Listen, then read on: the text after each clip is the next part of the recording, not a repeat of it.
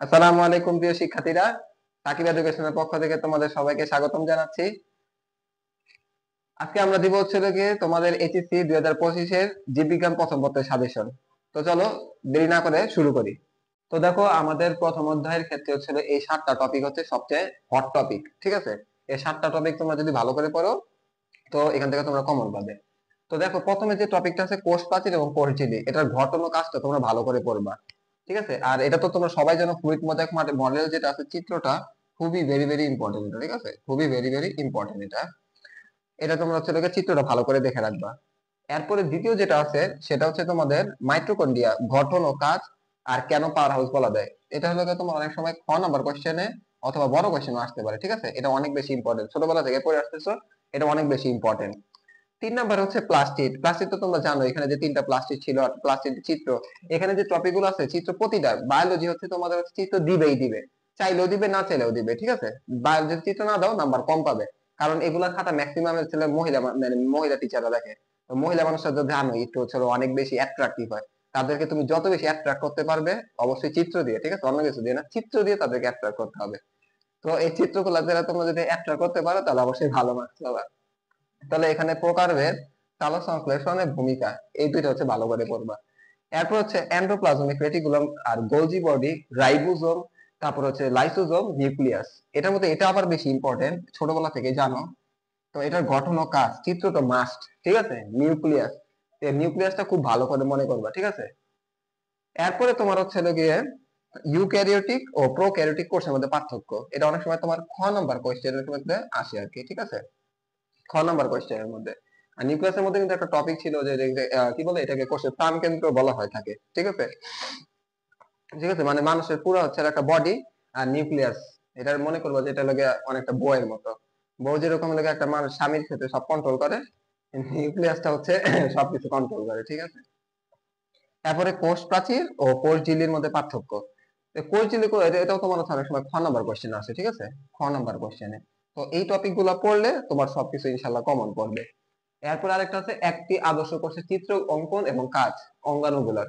তো এটাও তোমার ছোটবেলা থেকে করে আসতেছো, এটা একটু ভালো করে করে যাবা, ইনশাল্লাহ এখান থেকে কমন পাবে। আর হচ্ছে এখান থেকে হচ্ছে আমরা তো মানে তোমার এটা হচ্ছে ওভারঅল হচ্ছে 2019 থেকে 2025 সালের মধ্যে যে কোশ্চেন গুলা, মানে তোমাদের বিগত লাস্ট 5 বছরের কোশ্চেন গুলা পড়লে আরো তোমরা কমন পাবে। তো বোর্ডের কোশ্চেন একটা বাদ দেওয়া যাবে না, ঠিক আছে? বোর্ডের কোশ্চেন গুলো ভালো করে দেখে যাবে, ঠিক আছে? ঠিক আছে। তো 4টা টপিকের মধ্যে প্রথম টপিকটা হচ্ছে মাইটোসিসের বিভিন্ন পর্যায় ও তাদের বৈশিষ্ট্য গুরুত্ব। এটা তোমরা ছোটবেলা থেকে পড়ে আসতেছো, ইজি একটা টপিক। আর এই টপিক গুলো কিন্তু অবশ্যই তোমরা চিত্র মাস্ট, ঠিক আছে? চিত্র মাস্ট, একেবারে গুরুত্বপূর্ণ, ঠিক আছে? চিত্র মাস্ট দিতেই হবে, চাইলেও দিতে হবে, না চাইলেও দিতে হবে, ঠিক আছে? এটা কথা কিন্তু মনে রেখো। এরপরে 2 নম্বরে দেখো মায়োসিসের গুরুত্ব, বিশেষ করে বংশগতি বৈচিত্র্যের ক্ষেত্রে। ধরো তোমার ছেলেকে বংশগতি বৈচিত্র্য তো জানো, যে একটা ছেলে একটা মেয়ে, ধরো তোমার সাথে তোমার ছেলে বা মেয়ের সাথে বিয়ে হচ্ছে, এখানে বংশগতি বৈচিত্র্য কিভাবে তোমার হচ্ছে ট্রান্সফার হইতেছে সেটার কথা বলছে আর কি। মিয়োসিসের গুরুত্বটা খুবই হচ্ছে গিয়ে এখানে তোমার ইম্পর্টেন্ট, ঠিক আছে? আর আরেকটা হচ্ছে মাইটোসিস ও মিয়োসিস এর মধ্যে পার্থক্য। এইটাও কোশ্চেনটা তোমার হচ্ছে খ নাম্বার কোশ্চেনও আসে, আবার বড় কোশ্চেনও আসতে পারে, ঠিক আছে? পার্থক্য দিলে এটা অবশ্যই তোমরা দিবে। এরপরে ক্রসিং ওভার, সংজ্ঞা এবং গুরুত্বটা পড়বা চিত্র সহ। আর লাস্টে কোষ চক্রের পর্যায় সমূহ, এটা অনেক ইম্পর্টেন্ট একটা টপিক, ঠিক আছে? তো এই অধ্যায় থেকে 4টা কোশ্চেন করলে ইনশাল্লাহ কমন পাবা। বিগত বছরের কোশ্চেন গুলো আছে সেগুলো অবশ্যই সলভ করতে হবে, বিগত 5 বছরের, ইনশাল্লাহ এখান থেকে এগুলোই কমন পাবা। এখন দেখো, আমরা হচ্ছে গিয়ে অধ্যায় 4, অধ্যায় 4-এর মধ্যে এই 5টা টপিক হচ্ছে তোমার সবচেয়ে বেশি ইম্পর্টেন্ট, ঠিক আছে? তো প্রথমটা দেখো, ভাইরাসের গঠন, বিশেষ করে তোমাদের যে টি2 ভাইরাসটা আছে, সেটা লাইটিক চক্র যেটা আছে, লাইটিক চক্র, সেটা তোমার চিত্র সব ভালো করে দেখবে, ঠিক আছে? এরপরে ভাইরাসের অর্থনৈতিক গুরুত্ব, উপকারিতা এবং অপকারিতা, ঠিক আছে? এইগুলা হচ্ছে 1 নম্বর, এই যে ভাইরাসের মধ্যে ইম্পর্টেন্ট। ব্যাকটেরিয়ার মধ্যে হচ্ছে গঠন, প্রকারভেদ এবং অর্থনৈতিক গুরুত্ব, এগুলো একটু ভালো করে দেখবে, ঠিক আছে? এরপরে তোমার ম্যালেরিয়া, ম্যালেরিয়ার মধ্যে হচ্ছে তোমার জীবন চক্রটা তো খুবই ইম্পর্টেন্ট, ঠিক আছে? বিশেষ করে তোমার মানুষ এবং মশার দেহের মধ্যে যে তোমার হচ্ছে জীবন চক্রটা হয়ে থাকে, ওটা চিত্র সহ ভালো করে দেখবে। এরপরে রোগ এবং প্রতিরোধ, মানব কল্যাণে ব্যাকটেরিয়ার ভূমিকা, এটা অনেক সময় তোমার হচ্ছে খ নাম্বার কোশ্চেন আসতে পারে, ঠিক আছে? আবার বড় কোশ্চেনে তোমার ধরো সি নাম্বার একটা কোশ্চেন দিল, ডি নাম্বার একটু তোমার হচ্ছে গিয়া অর্থনৈতিক গুরুত্বটা জানতে চাইলো, তো তোমরা তখন হচ্ছে এই টপিকটা ওই ডি বা সি এর জন্য ইম্পর্টেন্ট। ভাইরাসের কেন অকোষীয় জীব বলা হয়ে থাকে, এই কোশ্চেনটা তোমার অনেক সময় খ নাম্বার কোশ্চেন আছে। তো তোমাদের এখান থেকে হচ্ছে অধ্যায় 4 থেকে এই টপিক গুলো ইম্পর্টেন্ট, প্লাস হচ্ছে বিগত বছরে যে 5 বছরে যে কোয়েশ্চেন গুলো আছে সেগুলো কিন্তু অবশ্যই দেখবে, ঠিক আছে। তো দেখো এবার হচ্ছে আমাদের অধ্যায় 7। অধ্যায় 7 এর মধ্যে এই 4টা টপিক হচ্ছে ইম্পর্টেন্ট অনেক বেশি, ঠিক আছে। প্রথমে দেখো নগ্নবীজি। নগ্নবীজি হচ্ছে তোমার সাইকাসের বৈশিষ্ট্য, জনন, পুং ও স্ত্রী রেণুর উৎপাদন। এগুলা কিন্তু প্রতিটা তোমার চিত্র ছিল, এই চিত্রগুলো খুব ভালো সহকারে বর্ণনা সহ দেখবে। আবৃতবীজি। আবৃতবীজির মধ্যে তোমার এদের যে বৈশিষ্ট্যগুলো আছে, দিনিশেক, দিনিশেকের মধ্যে দেখবা যে এটার গঠন এবং গুরুত্বটা খুব ভালো করে চিত্র সহ দেখবে। ফল ও বীজের বিকাশ, ঠিক আছে, কিভাবে হচ্ছে সেটা, বিকাশটা কিভাবে হচ্ছে সেটা ভালো করে দেখবে।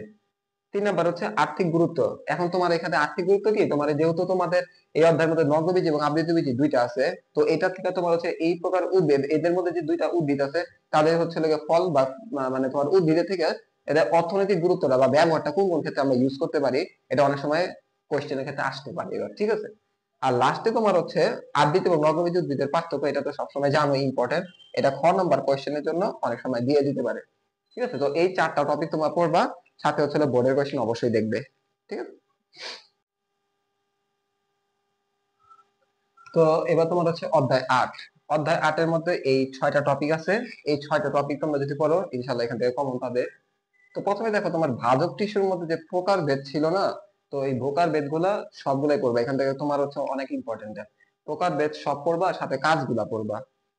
এরপরে স্থায়ী টিস্যু, বিশেষ করে সরল ও জটিল টিস্যুর গঠন আর কাজটা, এই দুইটা হচ্ছে লোকে ভালো করে পড়বা। সরল ও জটিল টিস্যু এখান থেকে আসে, অনেক ইম্পর্টেন্ট। অনেকগুলো টিস্যু আছে স্থায়ী টিস্যুর মধ্যে, এর মধ্যে তোমার সরল আর জটিলটা বেশি ইম্পর্টেন্ট। দেখো এরপরে টিস্যু তন্ত্র, এপিডার্মাল, গ্রাউন্ড, ভাস্কুলার, টিস্যু তন্ত্রের গঠন ও কাজ। এই যে টিস্যু তন্ত্রের মধ্যে এই 4টা টপিক ছিল, এই 4টা টপিক তোমরা হচ্ছে ভালো করে দেখবা। আর এখানে আমি বারবার বলতেছি কিন্তু ভাই বায়োলজিতে চিত্র দিতেই হবে, চিত্র ছাড়া কিন্তু নাম্বার পাবা না।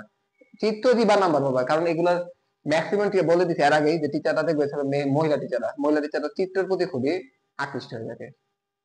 এরপর দেখো একবীজপত্রী ও দ্বিবীজপত্রী কাণ্ড ও মূলের অন্তর্গত। এর মধ্যে একবীজপত্রীর যে কাণ্ডটা আছে খুবই একটা হট টপিক, ঠিক আছে। হট টপিক আছে না আমাদের সমাজে, বিভিন্ন সময় হট টপিক আসে, এটা হচ্ছে তোমার হচ্ছে হট টপিক, খুবই এটা চিত্রটা খুব ভালো করে প্র্যাকটিস করবে, ঠিক আছে। এরপরে জাইলেম ও ফ্লোয়েম টিস্যু গঠন এবং কাজ বর্ণনা করে, এটা তোমার অনেক সময় আসে, তোমার এটা তোমার অনেক বেশি ইম্পর্টেন্ট টপিক, এটা 5 স্টার দিয়ে রাখবে। প্যারেনকাইমা, কলেনকাইমা, স্ক্লেরেনকাইমার পার্থক্য, এটাও খুব ইম্পর্টেন্ট, এটা অনেক তোমার হচ্ছে বড় কোশ্চেন আসতে পারে, 5 স্টার দিয়ে রাখবে। তো এটা ছিল তোমার 8 নম্বর অধ্যায়ের মধ্যে। আর বারবার আমি কিন্তু বলতেছি, প্রতিটা অধ্যায় শেষ হওয়ার পরে বলতেছি যে বোর্ডের কোশ্চেন বাদ দিবা না, 5টা অধ্যায়ে 5টা বিগত 5 বছরের কোশ্চেন একবার ঝালাফালা করে ফেলবা, ঠিক আছে। তোমরা যারা কি বলে, যারা হচ্ছে আবার মানে ভালো রেজাল্ট করতে চাও, বায়োলজি তো ম্যাক্সিমাম মানুষের হচ্ছে তোমার হলো অপশনাল সাবজেক্ট, মানে তোমার অপশনাল থাকুক আর যেটা থাকুক এটা তোমাদের কিন্তু হেল্প করবে, ঠিক আছে। তো এটা তোমরা যদি ভালো করে কভার করতে পারো তাহলে অনেক বেশি হেল্পফুল হবে আদার সাবজেক্টের ক্ষেত্রে, ঠিক আছে। নাম্বার উঠানো খুবই ইজি বায়োলজিতে।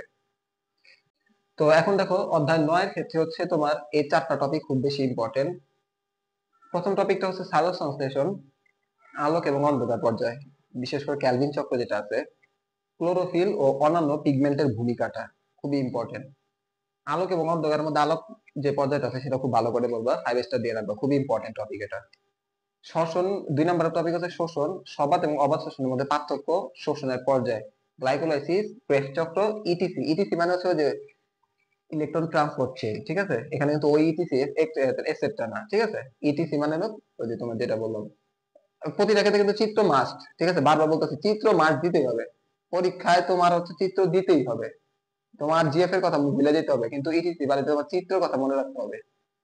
প্রচ্ছেদন, প্রকারভেদ, গুরুত্ব আর প্রভাবক, ঠিক আছে। প্রচ্ছেদনের ক্ষেত্রে 3টা ভূমিকা রাখে।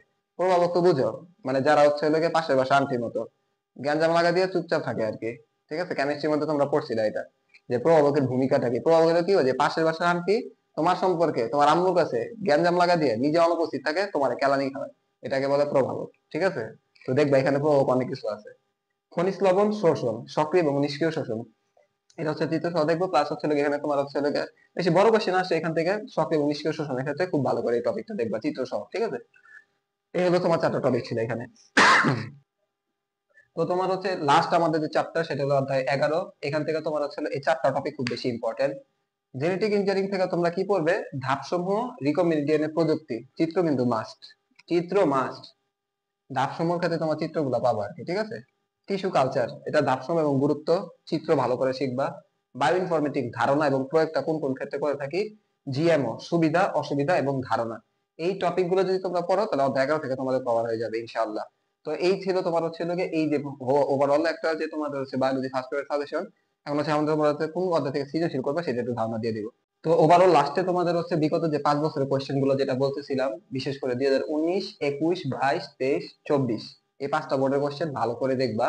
3টা ধাপে দেখতে পারো, যেহেতু এখন তোমরা যারা প্র্যাকটিস করছোই, যারা এখন একটু পিছনে হেলা ফেলা কাটাইছো নিরুপায় এখন, এখন এই সাজেশন না হলে জীবন চলবে না, তাদের জন্য আগে প্রথমে ঢাকা, রাজশাহী, যশোরটা দেখবা, ঠিক আছে? প্রথম ধাপে এগুলো কোয়েশ্চেন একবার সিরিয়াল ওয়াইজ দেখবা।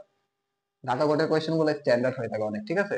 এরপরে চট্টগ্রাম এবং কুমিল্লা। কুমিল্লা তো জানোই, কুমিল্লার কোয়েশ্চেন গুলো একটু মানে এক্সিলেন্ট, মানে হার্ড এর উপরে হার্ড করার চেষ্টা করে, যাই হোক ওগুলা দেখবে। এরপরে এবার দিনাজপুর, ময়মনসিংহ আর হচ্ছে বরিশাল, সিলেট, এই তাহলে 3 নাম্বার ধাপের শেষ পর্যায়ে যায় দেখবে যদি তোমাদের সময় থাকে। এবং ভাই তোমাদের সবাইকে বলতেছি, লাস্ট অফ অল তোমরা চিত্র দিবাই দিবা, ঠিক আছে? চিত্র আনায় বানায় দেওয়া দরকার, যতটুকু মনে থাকবে যখন বোঝা যায়, লেবেলিং করতে ভুলবা না, ইনশাল্লাহ তোমরা ভালো হবে। তো এই ছিল আমাদের আসলে বায়োলজি প্রথম পত্রের যে সাজেশনটা। ইনশাল্লাহ আমরা খুব দ্রুত সেকেন্ড পত্রে, দ্বিতীয় পত্রটাও দিয়ে দিব। তোমরা সবাই ভালো করে পরীক্ষা দিবা এবং ইনশাল্লাহ ভালো করবে। সবার জন্য দোয়া রইলো। আসসালামু আলাইকুম।